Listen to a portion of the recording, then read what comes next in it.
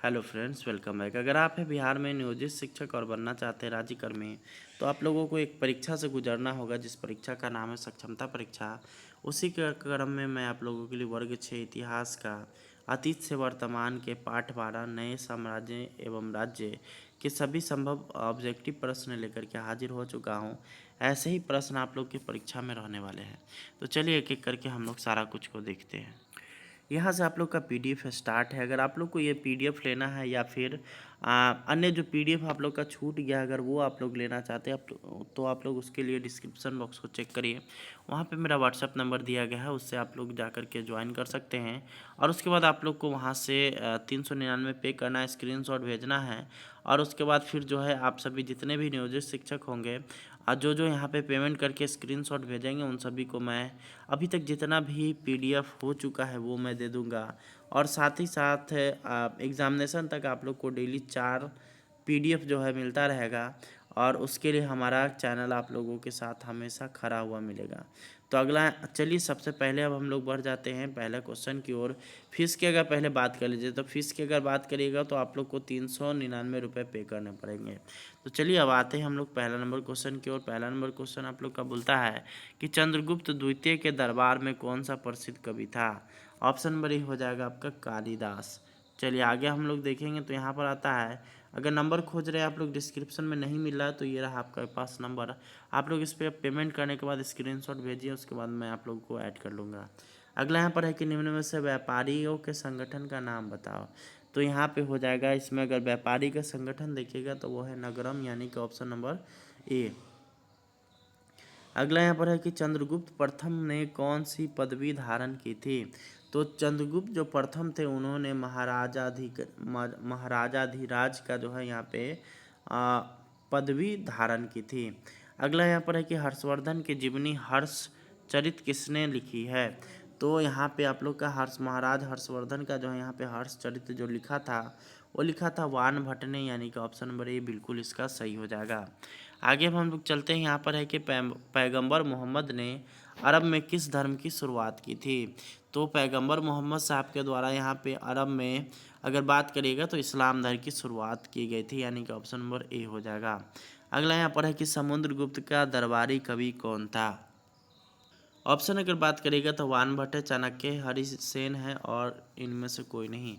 तो समुद्रगुप्त का जो दरबारी कवि था वो था हरिसेन। ठीक है। अगला यहाँ पर है कि समुद्रगुप्त किस वंश के राजा थे। ऑप्शन नंबर ए हो गया आपका मौर्य वंश, बी हो गया चोल, सी हो गया चालुक्य और डी हो गया गुप्त वंश। तो यहाँ पे समुद्रगुप्त जो थे वो गुप्त वंश के राजा थे। अगला यहाँ पर आता है कि इस्लाम धर्म के पवित्र ग्रंथ का नाम बताइए। इस्लाम धर्म की अगर बात करेगा तो उसका जो पवित्र ग्रंथ है वो है कुरान, यानी कि ऑप्शन नंबर ए बिल्कुल सही हो जाएगा। नंबर है कि किस देश के शासक ने अपनी बेटी का विवाह समुद्रगुप्त से किया था। ऑप्शन नंबर ए है यूनान, ईरान, पाकिस्तान और श्रीलंका। तो श्रीलंका के जो महाराज थे उन्होंने अपनी पुत्री का विवाह समुद्रगुप्त से किया था।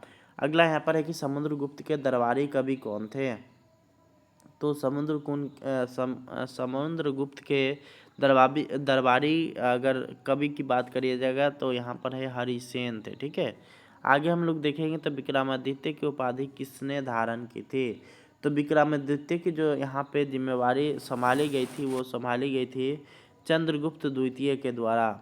अगला हम लोग बढ़ेंगे, अगला यहाँ पे सवाल आता है कि अपने नाटकों में राज दरबार के जीवन के चरित्र के लिए प्रसिद्ध नाटककार कौन हैं। तो यहाँ पे हो जाएगा कालिदास। कालिदास के जो अगर नाटक आप अगर पढ़िएगा तो उसमें आप लोग को स्पष्ट रूप से दिखेगा कि यहाँ पे जो है राज दरबार का जीवन चरित्र किस तरह से चलता है वो आप लोगों को आसानी से दिखेगा। अगला यहाँ पर है कि ब्राह्मण भूस्वामियों का संगठन क्या कहलाता है। ऑप्शन नंबर है सामंत, बी हो गया आपका सभा, सी हो गया साहूकार और डी हो गया मसवंत। ये हो जाएगा आपका ऑप्शन नंबर बी, यानी कि सभा। अगला यहाँ पर है कि महाराजाधिराज का भव्य उपाधि धारण करने वाला गुप्त वंश का पहला शासक कौन था या कौन बना। तो यहाँ पे आपका सही जो आंसर हो जाएगा वो होगा आपका समुद्रगुप्त, जो कि गुप्त वंश का जो है पहला शासक बना था, जिसने महाराजाधिराज का जो है यहाँ पे उपाधि पाया था। अगला यहाँ पर है कि आर्यभट्ट एक प्रसिद्ध उसके बाद खाली स्थान है और उसके बाद थे, तो आर्यभट्ट जो थे वो खगोल शास्त्री थे, यानी कि ऑप्शन नंबर सी बिल्कुल सही हो जाएगा। अगला यहाँ पर है कि गुप्त वंश के प्रसिद्ध राजा कौन थे। तो गुप्त वंश के जो प्रसिद्ध राजा थे वो थे आपके समुद्रगुप्त, यानी कि ऑप्शन नंबर बी हो जाएगा। अगला यहाँ पर है प्रयाग प्रशस्ति की रचना किसने की थी। तो प्रयाग प्रशस्ति की अगर बात करिएगा तो उसकी रचना है हरिसेन के द्वारा यहाँ पे लिखा गया था। अगला यहाँ पर आता है आप लोग का कि पैगंबर मोहम्मद ने अरब में इस्लाम धर्म की शुरुआत कितने साल पहले की थी। ऑप्शन ए है 1000 साल, बी है 1400 साल, सी है 1500 साल और डी है 1700 साल। तो यहाँ पे आपके बुक में लिखा हुआ 1400 साल, तो यहाँ पे हम लोग इसी में टिक करेंगे। अगला यहाँ पर है कि ग्रामवासी राजा के लिए क्या क्या लेकर आते थे। ऑप्शन नंबर ए हो गया दही, बी हो गया गुड़, सी हो गया फूलों के उपहार और डी है उपरोक्त सभी। तो ग्रामवासी जो थे वो राजा के लिए तीनों चीज़ें लेकर के आते थे, यानी कि ऑप्शन नंबर डी बिल्कुल सही हो जाएगा। अगला सवाल है कि प्रशस्ति का क्या अर्थ है। तो प्रशस्ति का जो अर्थ होता है वो होता है प्रशंसा, यानी कि ऑप्शन नंबर ए। अगला यहाँ पर है कि आर्यावर्त के कितने शासकों को समुद्रगुप्त ने हराया था। तो आर्यावर्त के शासक की अगर संख्या बात करिएगा जिसको समुद्रगुप्त ने हराया था, तो वो था 9, यानी कि 9। आगे हम लोग बढ़ेंगे तो 22वां नंबर है कि प्रशस्ति शब्द का क्या अर्थ है। तो प्रशस्ति शब्द जो होता है उसका अर्थ होता है प्रशंसा। अगला यहाँ पर है कि दक्षिणापथ के कितने शासकों ने समुद्रगुप्त के सामने समर्पण किया था। तो अगर दक्षिण पथ की अगर बात करेगा तो वहाँ के 12 शासकों ने इनके सामने समर्पण किया था। अगला यहाँ पर आता है कि हरिसेन की कविता की खुदाई कहाँ की गई थी। ऑप्शन नंबर ए है पटना में, बी है इलाहाबाद में, सी है बिहार में और डी है दिल्ली में। तो यहाँ पर है कि हरिसेन की कविता की खुदाई इलाहाबाद में हुई थी।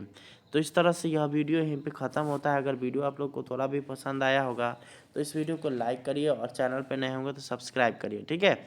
और आप लोग को अगर सक्षमता परीक्षा से रिलेटेड कोई भी जानकारी चाहिए या फिर आपको पीडीएफ चाहिए तो आप लोग डिस्क्रिप्शन बॉक्स चेक करिए, वहाँ पे आप लोग को मेरा व्हाट्सअप नंबर मिलेगा। जिस व्हाट्सअप नंबर पे आप लोग को आप पेमेंट जो करिएगा 399 उसका स्क्रीनशॉट ले करके हमारे पर भेज देना है, तो आप लोग की जो तैयारी है वो यहाँ पे संपूर्ण होगी। क्योंकि अगर बात करिएगा यहाँ पे कि आप लोग को ज़्यादा समय मिलने वाला है नहीं, और अगर बात करिएगा कि उस समय अगर आपका जैसे ही नियमावली आता है और उसमें कहा जाता है कि आपको 1 सप्ताह या 10 दिन के भीतर ही परीक्षा देना है, तो उसकी परीक्षा पहले से करनी होगी। तो इसके लिए आप लोग को जो है यहाँ पे विभिन्न प्रकार के जो पुस्तकें उपलब्ध है उसको पढ़नी चाहिए और साथ ही साथ आपने जो है नॉलेज को बढ़ाना चाहिए। 25वां नंबर हम लोग सवाल देख लेते हैं। आर्यभट्ट, उसके बाद खाली स्थान के दरबार में एक प्रसिद्ध खगोल शास्त्री थे, तो ये हो जाएगा चंद्रगुप्त द्वितीय के। तो इस तरह से यह वीडियो खत्म होता है। इस वीडियो को शेयर करिए। धन्यवाद। Thanks for watching.